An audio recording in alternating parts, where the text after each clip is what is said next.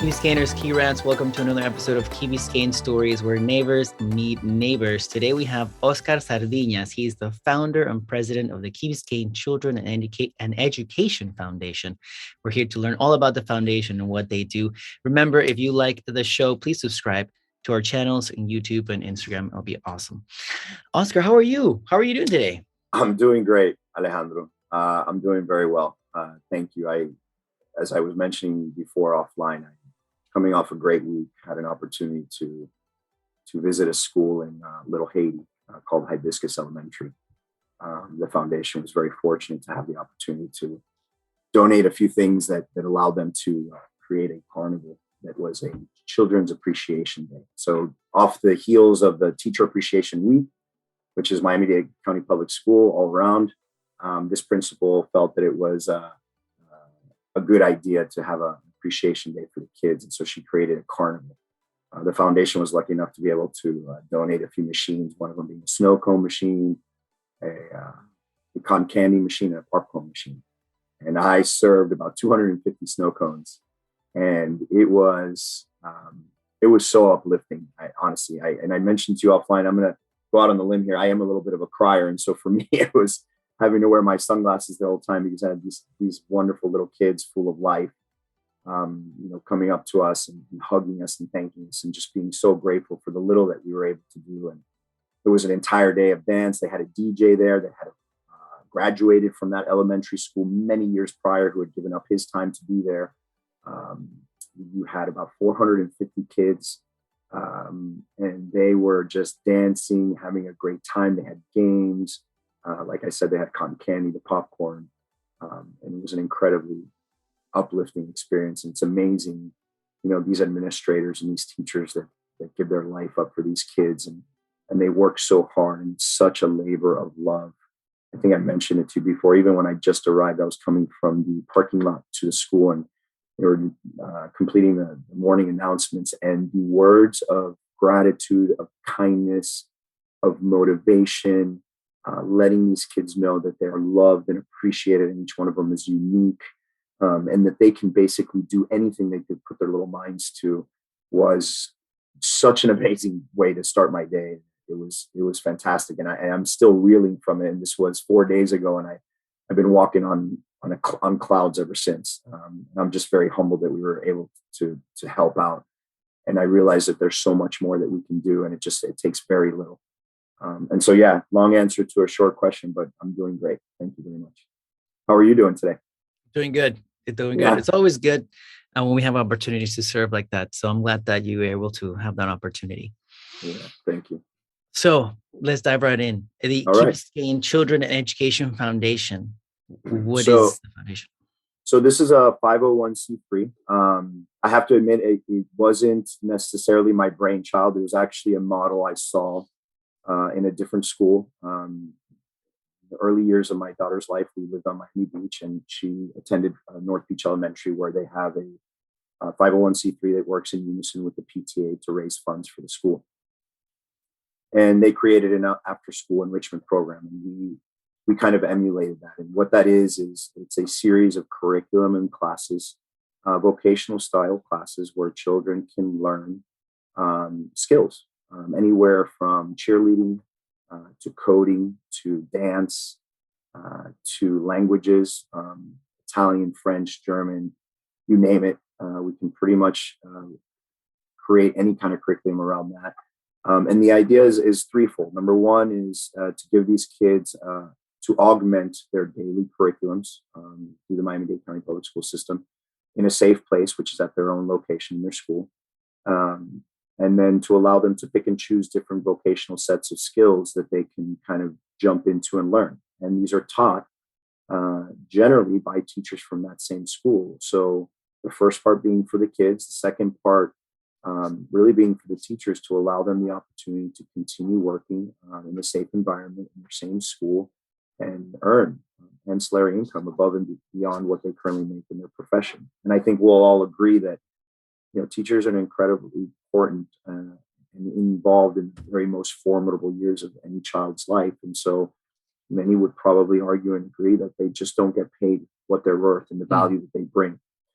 And so we saw it as an opportunity to help them. And some of these teachers can make almost as much as they do an entire day working for the school system in just a couple of hours with the foundation. And then third, of course, is to give parents a bit of reprieve, as opposed to daycare, which is just a bunch of kids in a room just getting babysat. They know that their children are learning something new, a new skill that might turn into something extraordinary in their lives during their formidable years, and allow them to establish these skill sets through a period of after school enrichment programming. And the programming is interesting because we really can put together just about any kind of curriculum. I think I mentioned it to you once before that while we were building our first curriculum, we had parents asking us, hey, would you be willing to do cheerleading, for example? And that was something that I was not on my radar. I had never seen cheerleading on Biscayne before. And ironically enough, during our proof of concept first semester, it was the first class that sold out. And selfishly for me, to walk out and see this curriculum and watch these 5 and 6 year olds with their pom-poms and learning and just laughing and smiling, it's the cutest thing ever. I mean, I would challenge anybody to go out there and watch it without a giant smile from ear to ear. And so we created this 501c3 to focus on a curriculum, to execute it after school hours. Generally, the idea was between the hours of 2 p.m. when the young kids get out of school till 5 p.m., giving parents a full day of their kids being taken care of in a safe place. And then the idea then is that we partner with our instructors, and it's a paid service. The revenue that we collect, we partner with our instructors, so a good percentage of that goes to pay the instructors. There's a very small overhead because myself, along with my 2 fellow board members, we're volunteers. We make nothing from this. And then we have some staff, and that staff is supports the students and the instructors, making sure that the kids can have a water break, make sure they have time for snacks, take them from one class to the other, make sure that they're in a safe environment. And then everything that's left over, the idea is then to donate it to the local school, with the premise and the goal of funding what we call a paraprofessional program. And what that is effectively funding staffing so that we can staff every classroom with an assistant teacher. And so the impact there is incredible because today and day, your average classroom size is about 22 to 23 students per teacher. And so in a world where these teachers are tasked not only to get to know their students, find out who they are, most importantly, find out the methods in which they learn the best, because we're all different. We all learn very differently. There is no cookie cutter education system that works for everybody. And so you not only have to learn the kid's names, where they come from, be a supportive person, a person that they can look up to and admire and listen to, but then find how they learn and then effectively tweak your curriculum that is very cookie cutter in a way that reaches every child. And what we found happens is that the top producing kids get a lot of attention. The lower producing kids get some attention, but generally the kids kind of in the middle row don't get a lot of that attention. And so what you have is it's a very difficult task for these teachers. Now, you now add a second teacher to that classroom and you're cutting the ratio now in half, where you could potentially now have a teacher with 11 students. And so that creates the opportunity to really take a little bit more time, be a little bit more present, work a little bit better with each child. And the saying that we use a lot is making sure that no child is left behind, and ensuring that we create a good baseline and that we always strive to exceed that baseline. And so that's kind of the plan. And that was the original motive and the original plan. Now, if you talk about personal motives for me, I've always had an incredible love for people or faith in people. I think we can do extraordinary things when given the opportunity. And in a world where, there are a lot of bad things going on, I fully believe that at the core, the majority of us are good and we really want to be a part of something special. Number 2, I have 2 daughters, a 9 and a 6-year-old.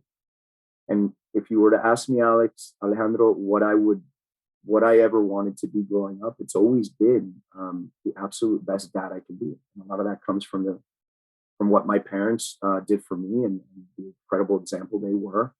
And here I am with an opportunity to be a great model for my kids, a role model. And really the message being that any one person can make a difference.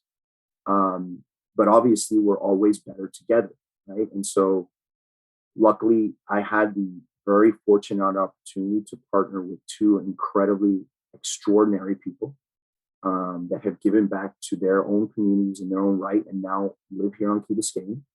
One of them being Ivette Chaustre-Fernandez, which is my vice president and my right hand, and Pierre DeAgostini, which is a gentleman who I met very serendipitously. It was at a moment that I had just moved back to the island. I jumped into a committee. I was voted into a committee called the Educational Excellence Advisory Committee. I was voted in by parents at the community school K-8, Biscayne Community School K-8 Center. And one day we were chatting in one of the meetings, and I noticed that this new parent that was part of the committee was asking a lot of very poignant questions about the budget, about where the money is going, how are we supporting these kids, asking questions about their development, and I was intrigued. And so fast forward, I asked him if he would like to have coffee with me after. And we sat down at Artisan and we had a nice long conversation. And incredibly serendipitously, and you can't make this up, as I'm telling him about my dream of creating this 501c3 dedicated to after school enrichments to donate money into this paraprofessional program, he starts looking at me with a strange face. And I, as a direct guy that I am, I ask him, what's going on, Pierre? Did I say something funny? And he says, Oscar, you're telling me about this model, and I don't know how to say this. I almost feel like this is a joke or something, but have you heard of North Beach Elementary? And I said, yeah, absolutely. This is where I saw the model. He's like, well, I was one of the forefathers of that board. I was one of the first people on that board and helped to create that model. Furthermore, I went on to help create a very similar model in South Beach. South Beach, I think it's called South Point Elementary School. And I thought at first I was very skeptical, even though I'm a very trusting person, and immediately asked him for a selfie. And he laughed and said, are you checking on me? And I said, yeah. And I sent the selfie to the, at that time, president of Friends of North Beach, which is the 501c3 in North Beach. And she responded saying to me, Oscar, in this year and a half that you and I have been engaging, because I've been looking to her for guidance, this is the gentleman that I've been wanting for you to meet all of this time. He would be an incredible advocate if you can convince him, because he has done this before. And he has worked a lot, but if you can convince him to give just a little bit more, then I would grab him, make him part of your team, and go for it. And Pierre looked at me and he said, I would be more than happy to help. I have the IP, and furthermore, I see a very passionate person in you, and I would be honored to join. Very shortly thereafter, I approached my very good friend Ivette, whom has worked as an interventionist and speech therapist for children for, I would say, I'll probably get this wrong, but over 15 years, and worked in the school, is very well known in the community. And I came to her with this idea, and she looked at, I think what was the convincing factor for her was the fact that I now had somebody that had some credibility, somebody that had done this before, because at the end of the day, what did I know about this other than my passion to do it? And she jumped in full force, and she has been my right hand since day one. And we've been incredibly successful. To go a little bit into the timeline, we launched a proof of concept, I believe it was March of 2020. We received close to 360 registrations in about a week's time, raising almost $40,000 in revenue.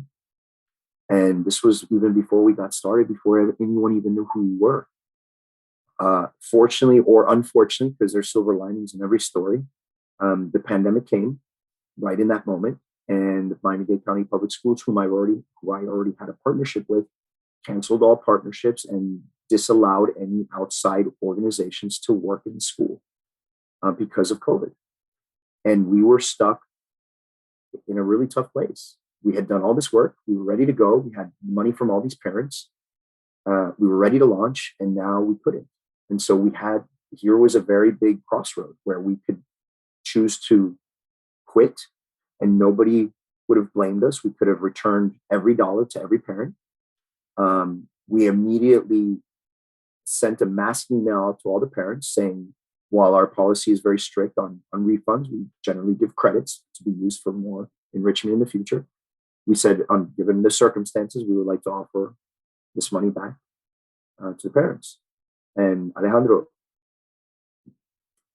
15% or less of those parents requested that refund. Everybody else basically said, no, Oscar, we believe in the foundation. We believe in your team. You're going to find a way, keep our money, because we don't want to lose out on classes that we know you're going to come back with. Because during our proof of concept, our classes were selling out. There were many people left out on waiting lists, not being able to come into the foundation. And so we took that on as a huge motivator to just think outside the box. And so we started looking at our curriculum. We started thinking, this is COVID. Parents want their kids outside because they're stuck indoors all day, now doing learning at home. They need their kids to exercise, expend energy, to be worn out, and to have an opportunity to engage with each other. And we said, what is that? Where does that work the most? It's outside. We saw the green. We looked at it. Ivette had a very good relationship with the Parks and Rec director, Todd. We called him and we said, hey, man, this program we've been telling you about, we're thinking about doing outside. What is that going to take? And he said, well, what are the hours? And we said 2 to 5. Well, at 5, it's tough because at 4 o'clock, the Key Biscayne Soccer Club has most of the field, but we could do 2 to 4. And it's a small marginal permit fee. And we said, we're all in. We went back to the parents and we said, look, we're reducing the curriculum because there were a lot of classes in the curriculum that require classrooms for, speech, for math, for things like languages. And so we minimized the curriculum to be mostly sports, but we did have chess. We had tutoring. We had art, all in the pavilion in the green. And then the rest was outside, and we had soccer and flag football and cheerleading and dance and ballet and gymnastics and parkour and circus school, which is aerial acrobatics. I mean, we had it all, and we launched it. And, the remainder of the 85% of the people that had signed up all found something else in the classes that they liked, and we launched. And fast forward that semester, which was a 9-week semester, and the following 9-week semester, just from those 2 semesters, we were able to donate $17,000 to the school. And then following that, we increased our semester to an 18-week. And I'm estimating that we'll be able to now, we've been operating 2 short semesters of 9 weeks, one 18-week semester, and I'm hoping we'll be able to donate another 20+ thousand to the school. And it's been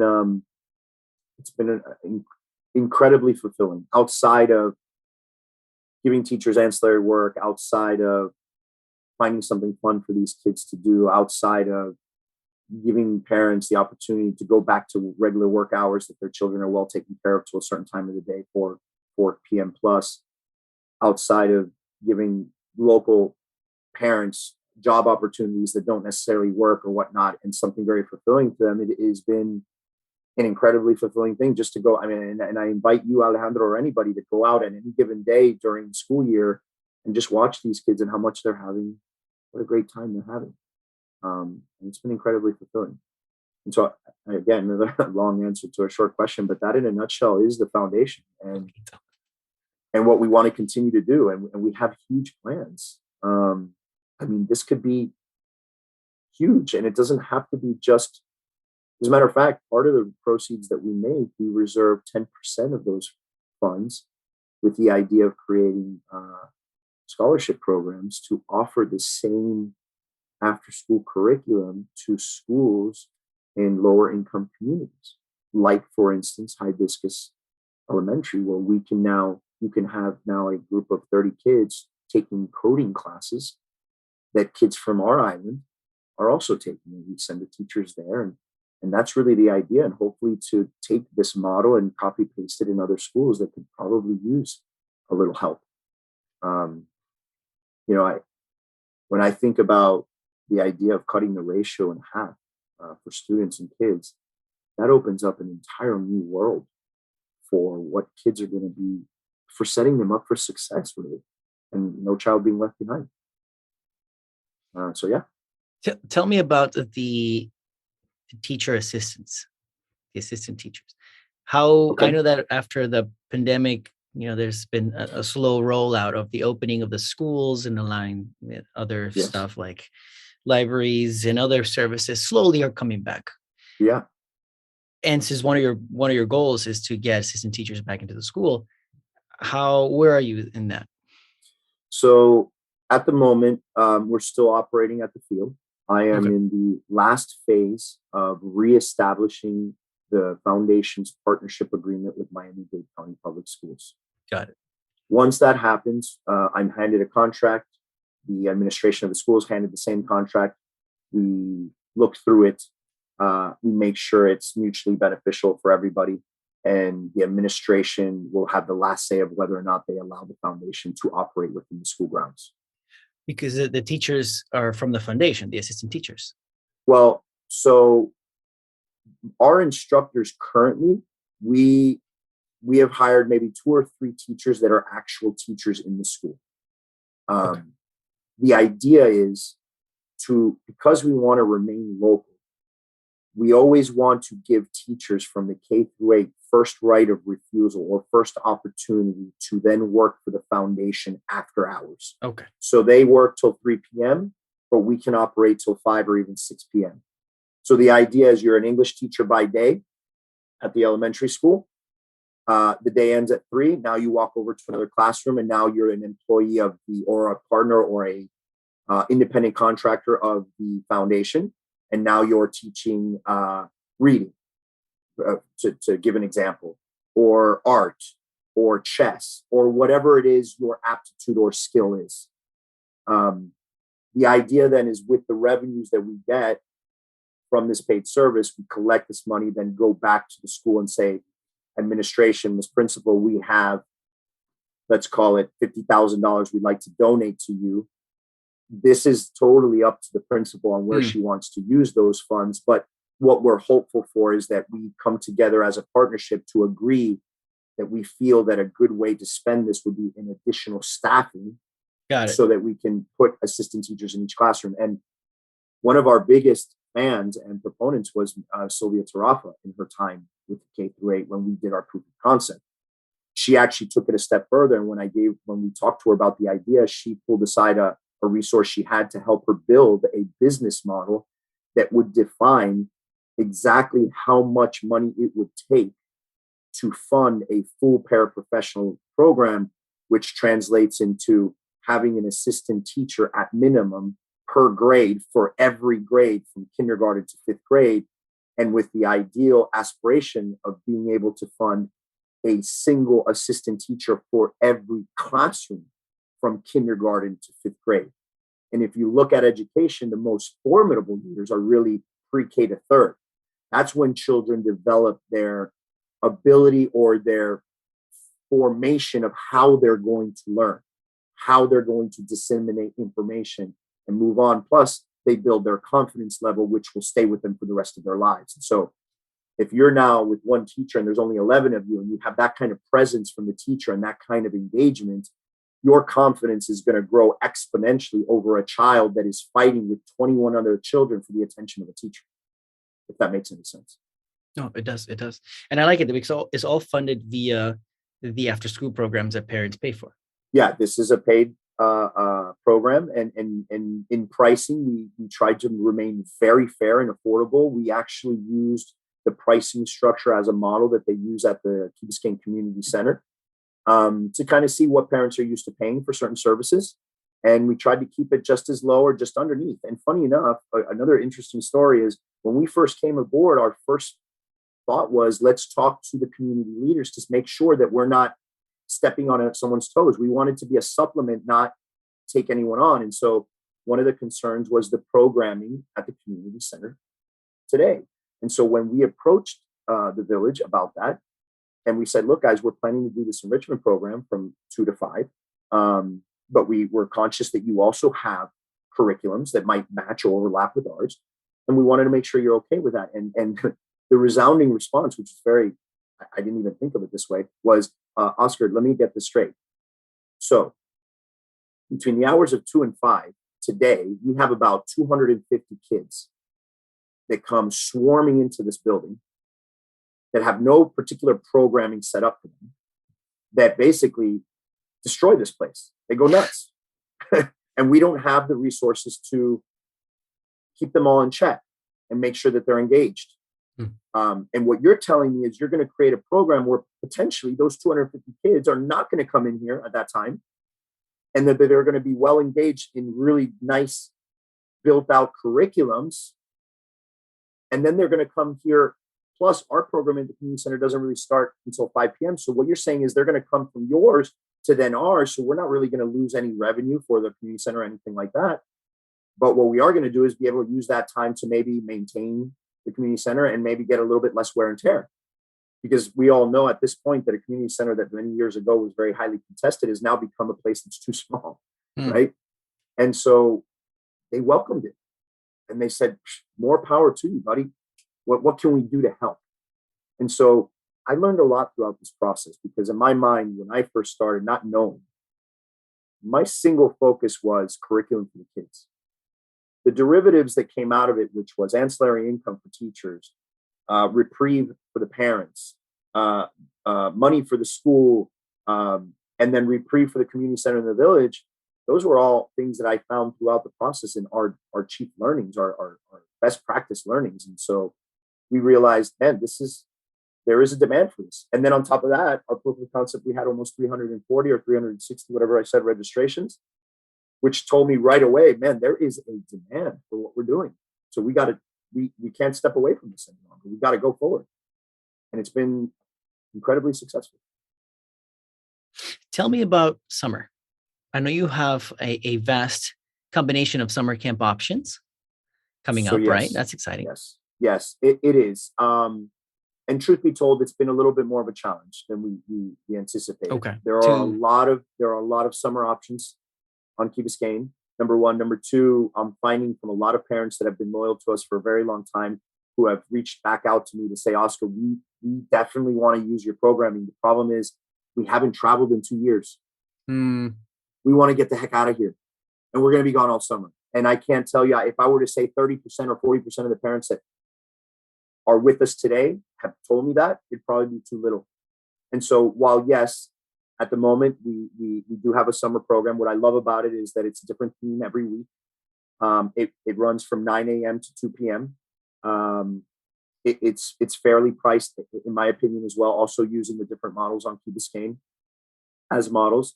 It's going to be running out of the Calusa Park, but we've also partnered with people like Minds of Tomorrow, which does the coding and robotics. So we walk the kids over there.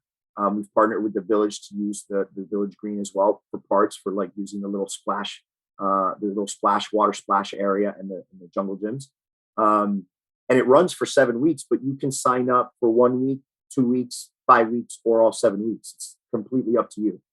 The registration is open right now. We actually just put an ad in the Island newspaper offering, just to give back to the community a little bit further. We offered a 15% coupon for anybody that uses it. And registration is going to remain open through to the 6th or 7th of June. And I believe the programming starts sometime on the 15th or 18th of June. Okay. Now, if obviously, if we don't get enough registrations, we may have to scrap the program. But, we're still very hopeful that a lot of people on the key tend to wait till the last minute. And so, I was going to say, we're known for it. It's actually been something that's been a challenge for our current administration at the elementary school, where enrollment tends to drop and people don't enroll until the last moment. And that has a budgetary effect on how much budget the school gets.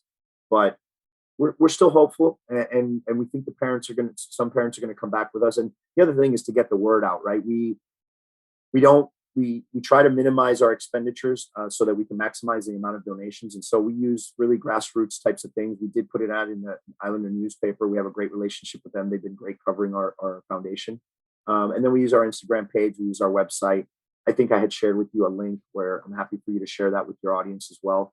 But yeah, it's a great program. And then the idea there is the revenues from the summer camp we were planning on using to help fund or subsidize summer intervention programs, which are focused on reading and math literacy for children who have fallen behind in what we would call arguably the toughest time in our history to be a student, because you're forced to learn online, and that's not easy.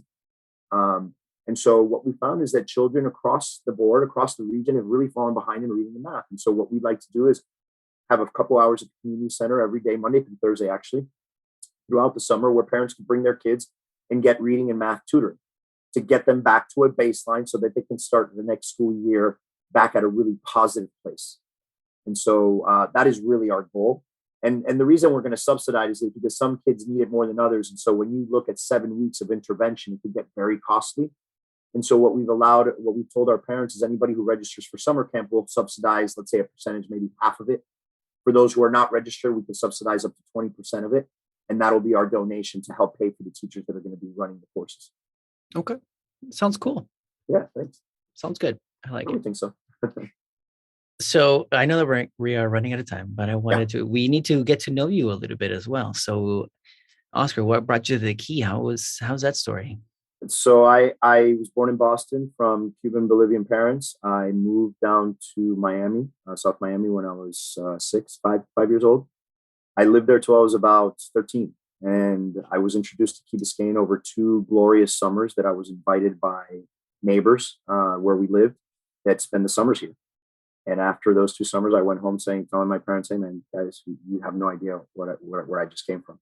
And so my father, always being a very good listener and always wanting to give for his kids, ends up purchasing as a surprise a investment property on Key Biscayne that we would use just for the summers. Mind you, we were 5, right? I'm the oldest of 3 men. And he got a 2-bedroom apartment, and he has prefaced it by saying, "Look, guys, this is just for the summer. And then we're going back home and we're renting it. And every summer we can spend here." We said, "Okay, great." We spend the first summer here, glorious summer, had more freedom than we've ever had in our lives. My parents had a valet parker at that time because we lived in a lanai on the first floor. You could drive the car right up there. So they'd come home, park the car, I'd come out and then park the car for them. So they were loving it. And at the end of that first summer, my parents said, "Oh, guys, they knew what they were doing. They fell in love with this place even more than we did. And they said, boys, we could go back home and live in our big house with all your friends and each have your own room and your space, et cetera, et cetera." And me and my brothers were just looking at them like, "Or what's the other option?"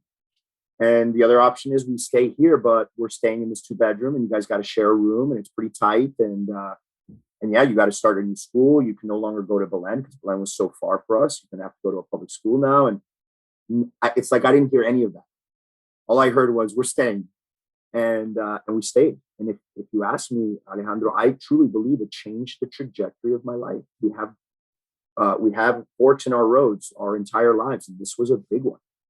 And the amount of gratitude that I have for this island there's no way to measure it.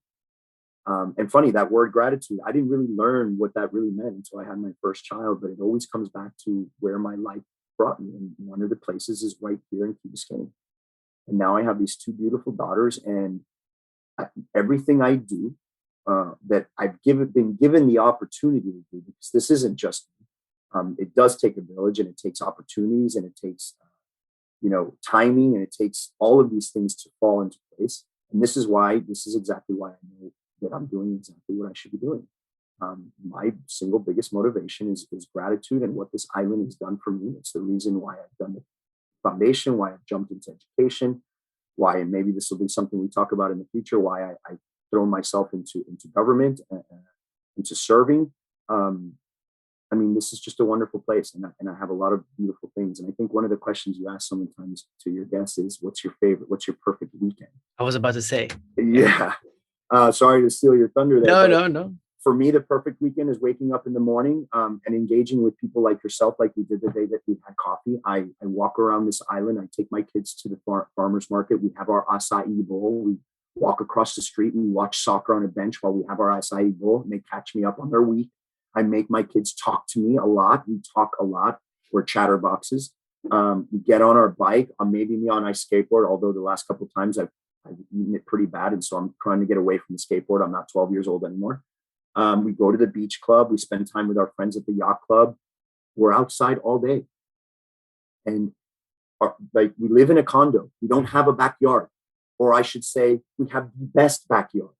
And so we are condo dwellers. My daughter's always saying, Bobby, I've never lived in a house, but I like where we live. And by the way, my backyard is this beautiful island. And so they're learning gratitude. They're learning things to be grateful for. And my best weekend is just spending time with my friends, my family, and meeting new people every chance I get, which actually was the best part of running for office, was getting the opportunity to do that. It brought me to you in a certain way, Alejandro. And I think that even though you and I spent about a year missing each other, we finally, timing just got us. And we were able to connect. And by the way, I wanted to take just a really brief moment. I know we're running out of time, but I wanted to thank you because you mentioned something off camera about paying it forward, and you personify that. You're serving, you're doing your own thing, you're working, you're living here, you're giving me the opportunity to speak.